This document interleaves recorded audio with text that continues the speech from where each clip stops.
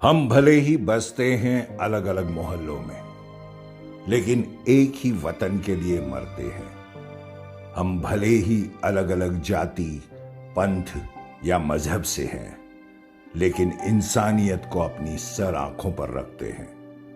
त्योहारों का जश्न तो इस मुल्क की रौनक है यारो, पर हम जगमगाते अपनों के दिलों में है। यहां क्रिसमस, दिवाली, रमजान की दावत हम खाते एक ही थाली में है। आज सारी दुनिया एक मुश्किल दौर से गुजर रही है। हर शहर, हर गली में सन्नाटा छाया है। महामारी का मातम हर जगह कहर ढा रहा है। कहीं भूखमरी है तो कहीं बीमारी, कहीं दर्द है तो कहीं बेबसी। ये वो वक्त है जिसे दुनिया कभी भुला न पाएगी, लेकिन ऐसी हालत में भी इंसानियत को जिंदा रखना जरूरी है, क्योंकि इंसानियत जीने की वजह है।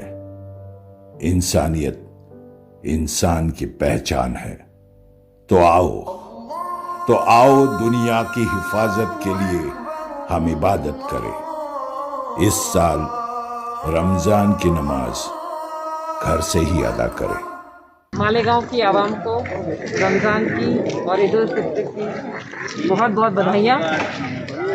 पर जैसा कि आप सब जानते हैं, हमारा देश आज एक बड़े मुश्किल वक्त से गुजर रहा है।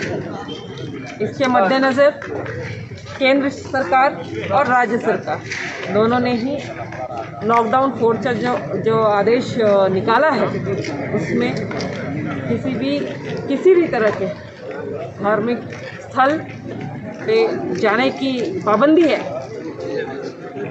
इसलिए मैं मालेगांव की आवाम को पुलिस विभाग की तरफ से जो केंद्र शासन और राज्य शासन का आदेश आया है, उसको पूरी तरह से निभाने के लिए हमारा साथ दें, ये मैं आपके माध्यम से आह्वान करना चाहती हूँ। ये हमारा सबसे बड़ा त्यौहार है, लेकिन प्लीज़ इसको घर में रह के ही मनाएं।